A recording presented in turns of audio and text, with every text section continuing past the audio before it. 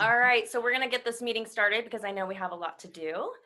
And as we start the meeting, we're going to mute everybody during the speakers. So I guess let's get this meeting started. Good morning, everyone. Welcome to our very first MLS marketing, networking, virtual, our reality now meeting. So super excited that to present their listings, and we're going to get some awesome information, and I'm excited to do this today. So with that said, just to kind of go over the Zoom protocol, when we get to the listings portion, when you see your property, we're going to be sharing this screen, so you're going to be able to see the photos of the property. Just unmute yourself so you can pitch your property within 1 minute or less.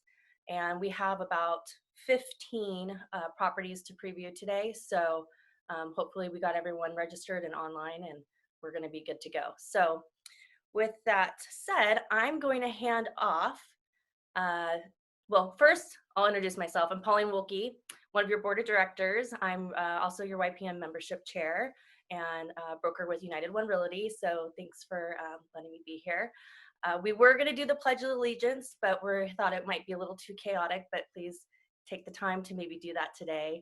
You know, we've got a great country, and hopefully we're going to get through all this, or we will for sure. So usually we have our breakfast sponsor. So cheers to our coffee breakfast this morning.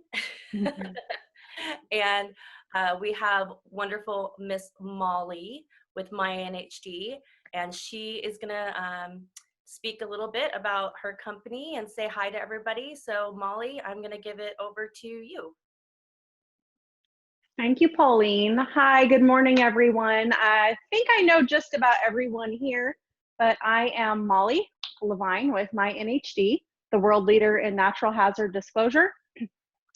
Hi, I'm so glad that you're all here. You're ready to work. Real estate is very much alive, friends. So here we are. For those of you who are not familiar with My NHD, we are a natural hazard disclosure company. It's one of the 2 required disclosures in the state of California. The other one is the TDS. I'm sure everyone knows that. But let me just tell you really quickly that our website is mynhd.com. If you'd like to view a sample report, if you have any questions, you can always call me, text me, email me, private message me, whatever is your preferred method of communication, and I will get the answer for you if I don't have it already. But I just want to let you guys know our reports start at $74.95, and just for $20 more, you'll receive an environmental report. All of our reports include tax information as well as a tax calculator.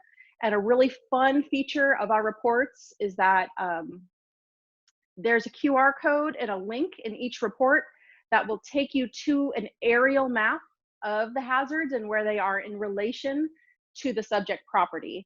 But more than that, if you don't have a personal relationship with your natural hazard disclosure provider, if it's not me already, I would love to apply for that job today. That's why I'm here. So normally I would open it up for questions. I feel like with the format we're in, I'm not going to go into a big long spiel about my company or myself. I just don't feel like the timing is right for that. But just know that you can find us at mynhd.com. You can reach me on Facebook, Instagram, my phone number, 858-349-1516, my email, molly@mynhd.com. And I'm happy also if you're out showing a property and you're concerned it might be in a flood zone, or your buyers are concerned it might be in a flood zone, you can reach out to me and I can find out within a matter of minutes if it is and let you know. Also, if you're taking a listing and you're concerned that it might be in a high fire danger zone or a liquefaction zone, which, fun fact, about 40% of the properties in California are in liquefaction zones. But given our limited format here today, I don't have a slide presentation to explain all the different fun nuances of natural hazard disclosure, but I do invite you to reach out to me if you have any questions, and I really appreciate everyone's attention. And I think we're going to get through this and it's going to be just fine. I know most of you here survived through our last downturn of the market. I don't think this is going to be anything like that. I think we're going to bounce right back, and I'm here for you if you need me. So thank you guys. Thank you, Molly. When was the last time you put on a dress? You look beautiful.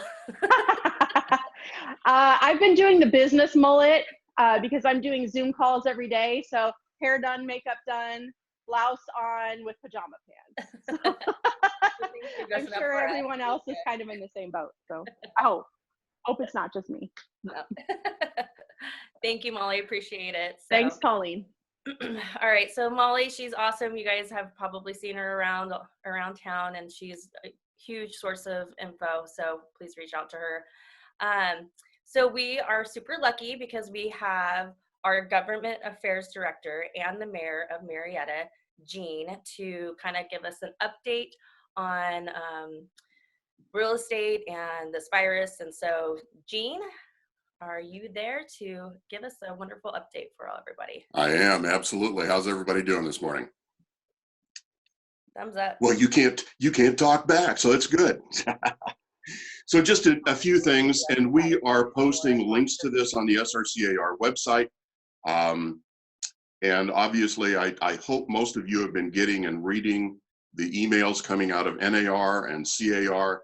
So I'm going to cover some of the stuff that came from the recently passed, this past Friday, CARES Act, which manages to address a lot of real estate issues. And then Adam's going to talk more about some of the local issues as a result of real estate being declared an essential business, which again was thanks to a lot of hard work from CAR and NAR at the federal level, because initially they had just talked about construction jobs being essential and then some closing services. But as of now, real estate is considered an essential service because we managed to convince them that, yeah, this is part of a professional and an economic necessity. And, you know, while some people may consider it frivolous, and obviously there will be guidelines to follow, if you need to sell a house to relocate, or if you've sold a house recently back east and you need a home out here to move into, or you're going to be homeless, real estate, in fact, is a very essential part of our economic fabric. So that's important, and Adam will cover more of that in a minute. So I'm just going to hit some of the highlights, and like I say, this information will be available via a link on the SRCAR website. We've also been posting the information on the SRCAR Facebook page. So make sure you go to one of those sources to get the complete information and a complete breakdown. But some of the most important things in the housing part of the CARES Act, and again, this was a $2 trillion act. So there's a lot of stuff in there. It's about 900 pages. Everybody's still sorting through that for what it means to their particular industry segment. So a few things that apply for housing. Part of it is mortgage forbearance, which is really nice. Borrowers of government-backed mortgages, meaning Fannie Mae, Freddie Mac, HUD, VA, and USDA, can request up to 360-day payment forbearance without proof of hardship. There will be no additional fees, interest, or penalties assessed for the forbearance. What that means essentially, and we're still trying, because some of this stuff is worded a little nebulously, but what we're taking that to mean is that you can request up to 12 months worth of not making your mortgage payment. There will be no ding to your credit history. And unlike some of the other programs out there dealing with tenants, for example, you don't then owe a balloon payment at the end of that time. The 12 months or 9 months or whatever you request will simply be tacked on to the end of your mortgage. So that's a biggie for a lot of people. And since Fannie and Freddie back about 80% of the loans in this country, that applies to a lot of people out there. So that was very good. There's also a similar aid package for owners of multifamily properties who are current on their mortgage payments as of February 1. And again, having federally insured or backed or assisted supplemental loan from Fannie or Freddie, they can request forbearance up to 30 days with extensions up to 90 days on top of that. So a total of 120 days if you own a multifamily business.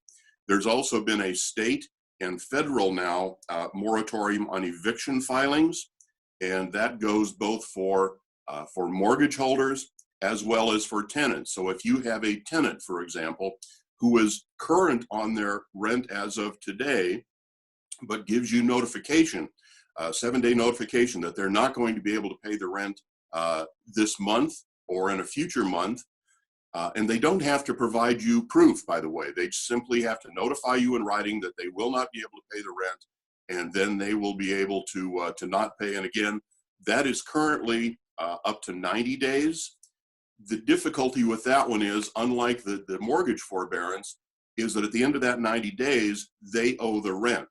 And so what, and again, the wording's a little loosey-goosey on this, but it's being encouraged that you work with your landlord to come up with an agreeable repayment time frame and amount. So, you know, some landlords may be, you know, sticky about it and say, no, at the end of 90 days, you owe me the full amount. Most will probably be more forgiving and work with you on that repayment, because after all, if you haven't been able to pay the rent for 90 days, it's unlikely you're going to save up, you know, $5,000 or $6,000 to pay the back, you know, the back rent in one lump sum. So that's still being addressed a little bit as well. There's a number of other funding mechanisms in there for Section 8 housing, for rental assistance, and so forth. So that's some of the big things for your clients out there. There's also some deferment for payment of student loans.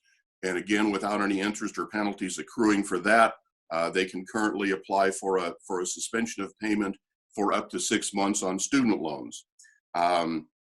Emergency disaster loans, you're going to want to read this, particularly if you're a sole proprietor or own a business. But if you are a sole proprietor, businesses of 500 or fewer employees, you can apply for economic injury disaster loans up to $2 million. And that will help you get through that. You have to show a hardship on that one due to coronavirus, but again, you can apply for that and it will help you. That's through the Small Business Administration, and we've got links to that on the SRCAR website, as well as the SRCAR Facebook page to get a hold of the Small Business Administration. They are acting fairly quickly on this. I just talked to a guy a couple days ago who actually had his loan approved in a matter of about 5 days, and he's already received his first check. So they're ramping this up, but again, they're going to be overwhelmed with requests for some of these services. So I encourage you to read up on this, and then if you qualify, to apply as quickly as you can. Don't wait on this. There's a payroll protection program. If you run a business, again, with 500 employees or fewer, as a business, including a sole proprietorship or independent contractor, you can get one of these SBA loans. So that's really good. All portion, and these are loans, by the way, they will need to be repaid. However, there's also provisions in there that if you maintain at least 75% of your average payroll level as of the previous year, all or most of these loans can be forgiven over time. So again, important things to read and remember. Some tax highlights. I'm sure you're all aware by now that the IRS has delayed the necessary filing date from April 15th to July, I believe it's July 10th, but a 90-day extension on filing your income tax payments. They originally said, you know, you have to file by April 15th, but you don't have to pay until July. Now that's been extended to say you actually don't have to file and or pay until July 15th. And actually that can be, as any year, you can file for an extension on that, but just automatically now it goes from April to July. There will also be some tax credits, and every household under certain income thresholds should, starting in about 3 weeks, should start getting a $1,200 check for each adult in the household and $500 for a minor in that household. So, and that will come automatically. That's coming from the IRS. You don't have to file anything. It's predicated on your 2019 tax returns if you've already filed, or your 2018 tax return if you have not filed. And again, there are income thresholds there that will establish the amount that will come back to you. If you have an individual retirement account, you will be able to withdraw up to $100,000. And as you know, if you make withdrawals from your retirement account right now, there are penalties involved with that. Those penalties are now being waived. You can withdraw up to $100,000 without paying a penalty on that. If you make charitable contributions, when you go to file your taxes this year, if you make charitable contributions up to $300, that will be allowed, and you don't have to even itemize that. So again, some of those good things right there.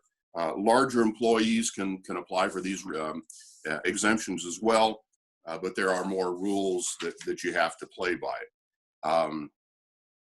Delay of payment for employer payroll taxes. If you're an employer or a self-employed individual, you're allowed to defer payment of your employer share of the Social Security tax, and employees, again, by up to 90 days right now, you can defer the taxes, and they can be paid over the next 2 years. So again, read up on that, and those are available again through SBA.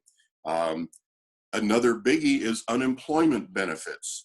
Typically, realtors, self-employed, and independent contractors have not been able to get unemployment insurance.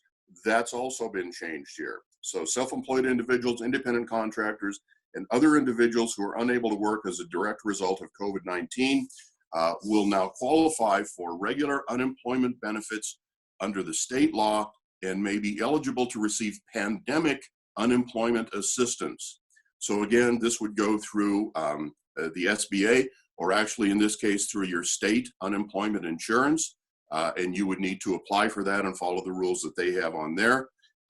Unemployment assistance is available to individuals who are unemployed, partially employed, or unable to work for the weeks impacted as a result of COVID-19 between January and December of 2020. So that's kind of a biggie there that you may in fact qualify, whereas never before have you been able to qualify for that. And those benefits are administered by the state. And what else? That's really about all I have this morning. Like I say, there's still information and analysis coming out on this daily. This was actually the third coronavirus or COVID-19 approach, the third federal bill to come out of this. They're currently working on the fourth phase, and it impacts things like infrastructure, telecommunications, ways to communicate, ways to do business, and how to operate in a lockdown. The last thing I will say is, and again, Adam will go through what applies to realtors specifically in this case, but as an individual, and certainly as the mayor, we're encouraging folks to practice your best practices. Stay in your home as much as you can. I've been to so many Zoom meetings. In fact, we had a Zoom happy hour with some GADs across the country this past Saturday evening. So there's ways to continue doing business. It's a different way of doing business, certainly, but I think we're all adaptable. But to shelter in place is the operative term. And I think, we can get a handle on this, but it's going to take a little time. And right now you can check every morning with Riverside County Public Health, and they've started publishing numbers per city. And as I think of the latest count, Murrieta had 14 confirmed cases, Temecula had 24, Lake Elsinore had 6. We've had no mortality. We've had no deaths down in our area, knock on wood so far. But as of testing, as testing increases, we're going to see the top line number spike. The number of confirmed cases will continue to ratchet up. Hopefully the fatality rate will stay, fairly consistent, and in fact start to decline over time. How long that time will be is anybody's guess. Nobody knows what the shelf life of this is, if it's a week, if it's 2 weeks. The national moratorium has just been extended to cover the entire month of April. And that was originally supposed to be just a 2-week thing. The president a few days ago was saying he'd hope to be back in business by Easter. And now that's been pushed back again as well. So our healthcare facilities are not being inundated at this time, and we appreciate that. If you do develop a dry hacking cough or a fever spike, We encourage you to talk to your primary care physician first. They can provide triage for you and say if it's, if it's something that you should be concerned about, or if it's just a cold or allergies or the flu. There is a mobile testing station that's open now in Lake Elsinore. You do have to have you have to call them in advance to make arrangements to stop by there. You can't just drive by and expect to get tested, but they are expanding that, and there will be more mobile testing stations as time goes by. But your first line of response would be your primary care physician or urgent care. We encourage you not to go to your emergency room as first recourse. First of all, because you're going to be in the emergency room with a lot of people. You're going to be in there with a lot of really sick people. And you're aware we still have a very virulent flu going on throughout the country. And so you're going to be in an emergency room with a lot of people with the flu. You'd be taking resources away from people that are coming in with auto accidents or broken limbs, and exposing yourself and others to whatever you might have. So we encourage you to do those best practices. Stay in your home, wash your hands frequently. If you go to a gas station or use an ATM, wear rubber gloves or cover your finger with a paper towel or something, and then dispose of those properly. We're getting a lot of complaints about people that are actually wearing gloves out in public, and then as they get in their car, they just drop them on the ground. That's not a good response to this either. So we will get through this, and I know we will, because BevMo is actually delivering, and so we can, as long as BevMo keeps us in shape, we're going to be good. The other good thing to come out of this right now is that our state legislature is closed down, and so they can't be doing any damage through this either. So that concludes my remarks this morning, and I thank you all for tuning in. We will keep you updated as we're able, as new information comes down the pipe, and as new analyses come out either from CAR or NAR regarding this. So again, thank you, and all of you stay well out there. Thank you. Thank you, Gene. You're awesome, and appreciate all the information, because you provide us a lot of information to keep us up to date on everything. Adam, were you going to speak on the local level? Yeah, good morning, everyone. How you doing? Good morning. Couple of quick things. As Gene mentioned, things are moving quickly, and there's lots of updates that are posted online. SRCAR just posted in the chat on this Zoom here a link to a website that hopefully everyone is familiar with, carcovidupdates.org. That website is being updated daily, sometimes multiple times of the day with information. A couple of things I just want to touch on. There are two forms that you guys should be aware of. One is the coronavirus addendum or amendment, the CVA form, which has been out now for probably a week or so. And then a new form that was just introduced yesterday is the NUCC, the Notice of Unforeseen Coronavirus Circumstances, which would detail what you're referencing in the CVA. Those forms are both available in zip forms. There was a legal webinar that was recorded. I'll give you that link here in just a minute if you want to get more information on those. The biggest question that seems to come up, though, is about getting signatures on that form. So if you need to use the CVA and now the NUCC, just like any other part of our contract, if it's not signed by all parties, it's not valid. You cannot just issue it hoping you're going to get an extension or to keep the property open. That was one of the big discussions that was held on the webinar yesterday. There's also some great disclaimers and verbiage that can be used to fill out your AVID. Some people are having concerns on how they can properly fill out their AVID if they're not able to get into the house or if the sellers don't want them in. So car.org/risk-management/tools, and I'll try to get that typed in here for you guys when I'm done, has some of those disclaimers. There's also a recording of the webinar yesterday. As Gene also mentioned, real estate has now been deemed an essential business, which is great news, but I want to issue some caution that it's not business as usual. Over the weekend, I saw lots of social media of people posting their open houses and their door knocking and their farming, and that's not safe, and that's not really what's been intended here. And while the federal government has declared real estate an essential business, the governor of California, the county of Riverside, and/or your local city can always override that order if they feel it's in the best interest for the safety of your area. So please, please, please don't abuse it. Make sure that you're operating correctly.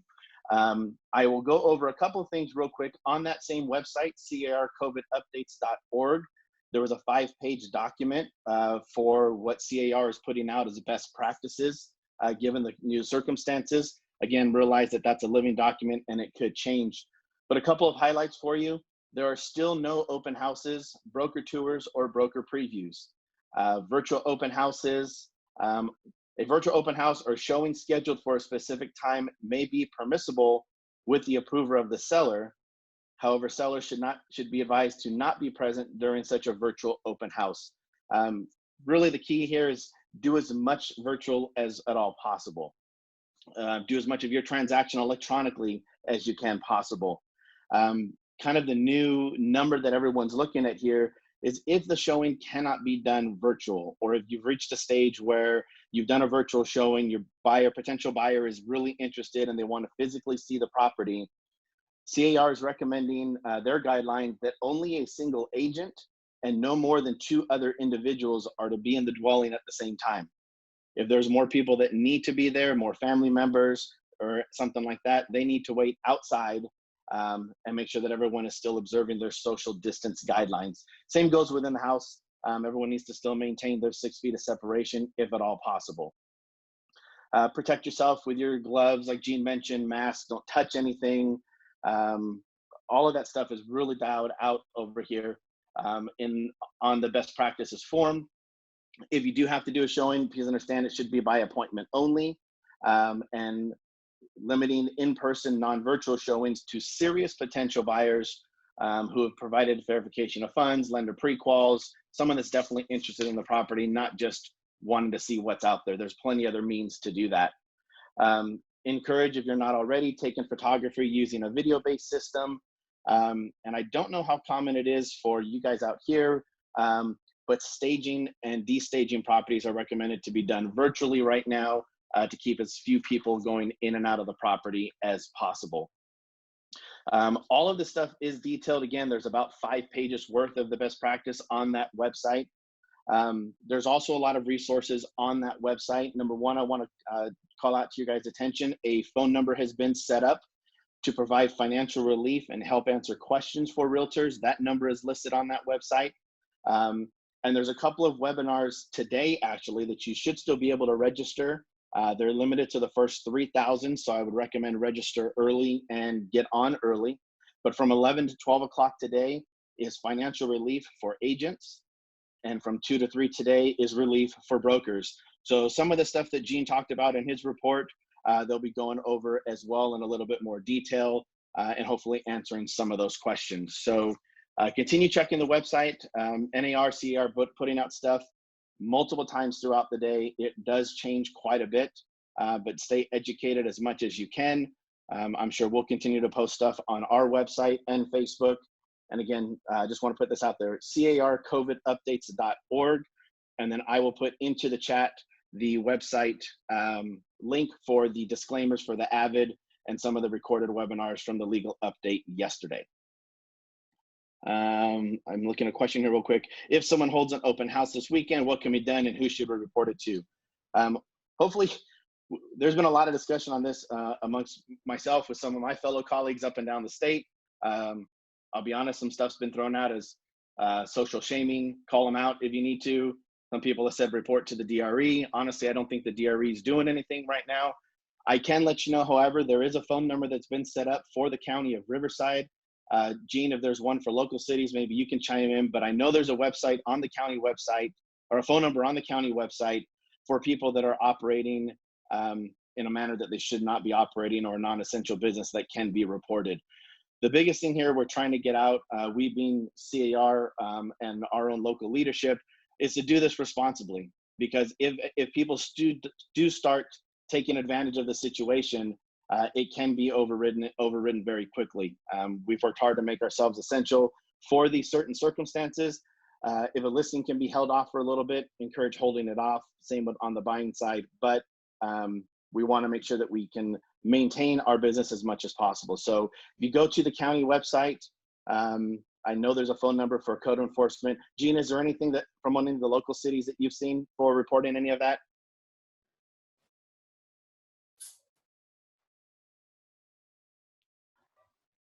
I think you're still muted, Gino. Yeah, actually, and I will put that number in chat also. We do have our police force just put up a number yesterday that if you see problems out there, you know, you can call and report, and we will follow up. However, again, I would encourage you, as I did the other day online. Some of you are probably too young to remember Gladys Kravitz in the old series Bewitched. She was the nosy neighbor who always was looking out her window and over the fence and so forth. Our local police force are doing everything they can to, you know, to keep everybody safe out there. We don't need a lot of BS calls. And, you know, for example, we get a lot of calls. We had a lot of calls over the SCGA golf course out on Yarra Hot Springs Road. And a lot of folks calling because they were upset that it was open. We encouraged them to close. They closed, and now we're getting all kinds of complaints that they're closed. And it's not our business to close them. So I would encourage you again, if you see a real infraction out there, please report it, but don't just, you know, don't just be a pain in the butt. There's enough of that going on. The last, and I just put in chat also, but I forgot to mention that while we will be posting updates and links and so forth through SRCAR website, NAR has an excellent resource that has all of this information as well, and direct analysis from the CARES Act. And you can find that at realtors.org/coronavirus. Again, that's realtors.org. You all know how to get onto NAR website, realtors.org/coronavirus. And it has all the federal updates.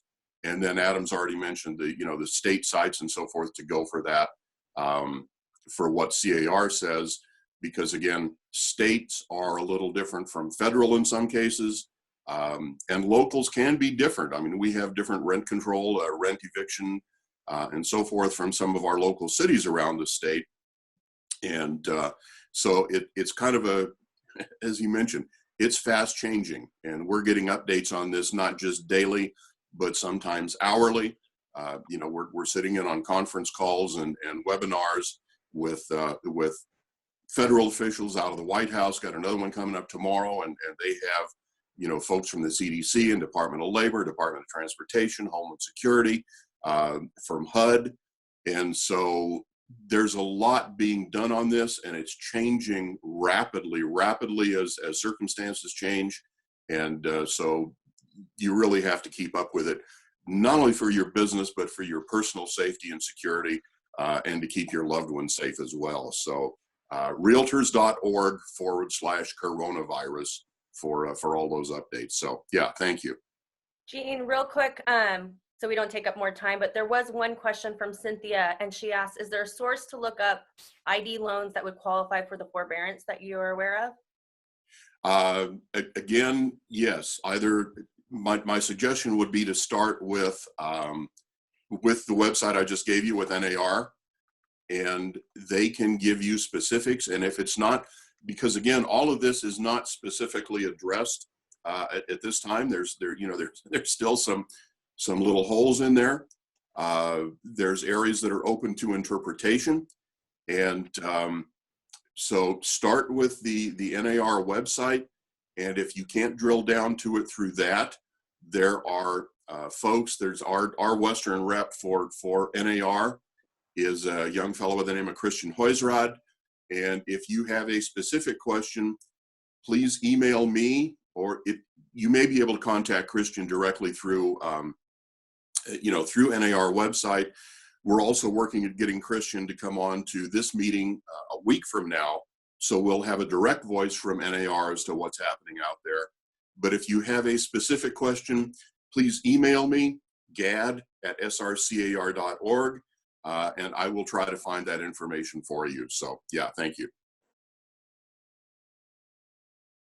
I know we're trying to make the meeting at least an hour long, but we got so much information. So we're gonna have Denise real quick do her virtual, because she got her audio. Can you hear me? Yeah, we can hear you now. Okay, perfect. And I'll make this very quick. If you're going to be doing any type of virtual tour, you want to make sure that you have the proper equipment. I do have a closing this week, so we had to do our final walkthrough. So what I did is I geared up with my mask. I always keep this with me. I had my gloves, and I also carry this with me. So every door that I touch, this was being touched also. So in order to do the final walkthrough, what I did was, for my client, the house was empty.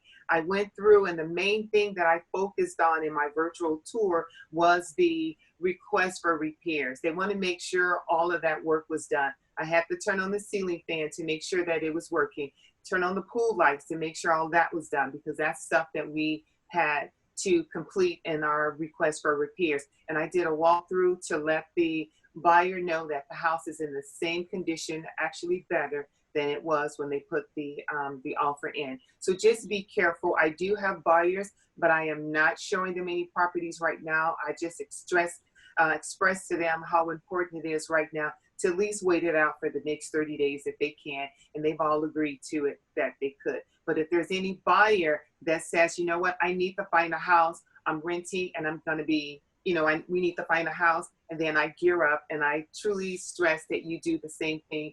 And what I do is I just go in myself with the one person, and we just walk through it, and I have her do a videotape of it to take back to her husband or to the kids and let them see. So that's how I'm practicing safety, going out showing property. Thank you. All right, awesome. Okay, well, I want to make this quick. We ran out of time for wants, needs, and price changes. We were going to do that with raising hands. So we're going to be continue to do these marketing meetings. We're also going to have our Lake Elsinore marketing meetings keep going. I believe our Hemet one as well with this virtual tour. So stay tuned to that, but we'll always have our Tuesday meetings for now. And please go to SRCAR website, because they have so many tools and training right now for webinars. So you can stay on top of things, actually learn more things than probably you did before. We have so many free tools that we can access and utilize. So thanks very much, everybody. Give me a wave. I appreciate all of you. Fabulous job, Pauline. Oh, thank you. Thank you. You guys were awesome. And I really hope that this helps you in promoting your listings. So stay safe, and appreciate you guys. Thank you.